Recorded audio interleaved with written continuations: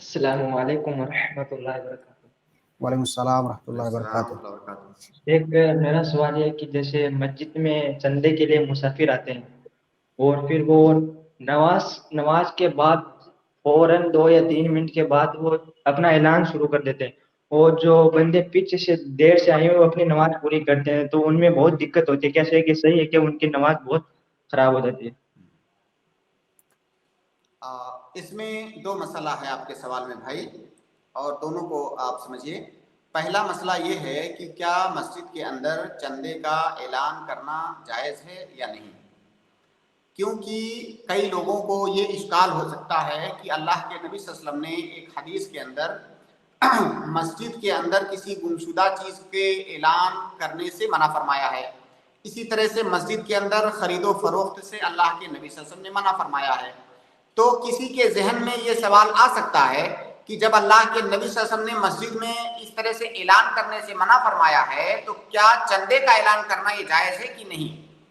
اس کا جواب یہ ہے کہ مسجد کے اندر کسی بھی ایسی چیز کا اعلان جس کا تعلق عبادت سے ہے، مسجد کی مصلحت سے ہے، نماز سے ہے، صدقہ و خیرات سے، یعنی عبادت سے ہے، طاعات سے ہے، ایسی چیز کا اعلان کرنا جائز ہے۔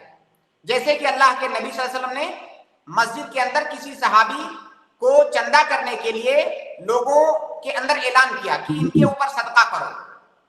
تو اگر کسی عبادت، کسی اطاعت، خاص طور سے مسجد وغیرہ کی کسی مصلحت کے لیے کوئی اعلان کیا جا رہا ہے تو یہ جائز ہے۔ جس اعلان سے منع کیا گیا ہے اس اعلان کا تعلق دنیاوی معاملات سے ہے، جو خالص دنیاوی معاملات ہیں ان کا وہ معاملات مسجد کے اندر نہیں ہونے چاہیے۔ اگر اس کا تعلق عبادات سے ہے، خصوصاً مسجد کی مصلحت سے، نماز کی مصلحت سے، تو وہ اعلان کیا جا سکتا ہے۔ لہٰذا کسی مسجد میں کسی مدرسے کے لیے چندے کا اعلان یا کسی مسجد بنانے کے لیے چندے کا اعلان، کسی غریب مسکین کی مدد کرنے کے لیے چندے کا اعلان، یہ جائز ہے، اس میں کوئی اشکال نہیں ہے۔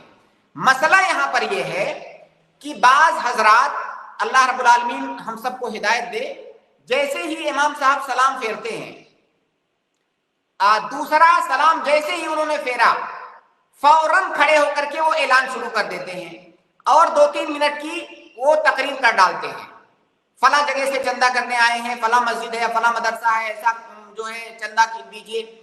اب اس میں پہلی بات تو نماز کے فوراً بعد جو ذکر و اذکار کر رہے ہیں لوگ، انہیں ڈسٹرب ہوتا ہے۔ آدمی ذکر و اذکار پر دھیان دے کہ وہ جو اعلان ہو رہا ہے اس پر دھیان دے، تو اس میں بہت زیادہ ڈسٹرب ہوتا ہے۔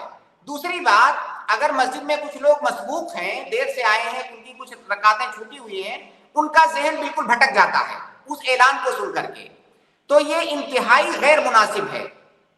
انہیں اگر اعلان کرنا ہے تھوڑا سا 2-4 منٹ انتظار کر لیں، لوگ ذکر و اذکار سے فارغ ہو جائیں، جو لوگ مسبوق ہیں اپنی نماز کمپلیٹ کر لیں، اس کے بعد وہ اعلان کریں۔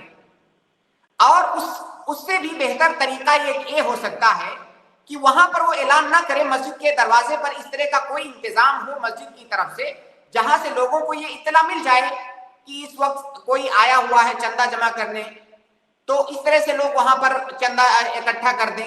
بہرحال کوئی بھی اس کا بہترین طریقہ ایسا نکالنا چاہیے کہ جس سے نمازیوں کو ڈسٹرب نہ ہو، یہ طریقہ مناسب نہیں ہے۔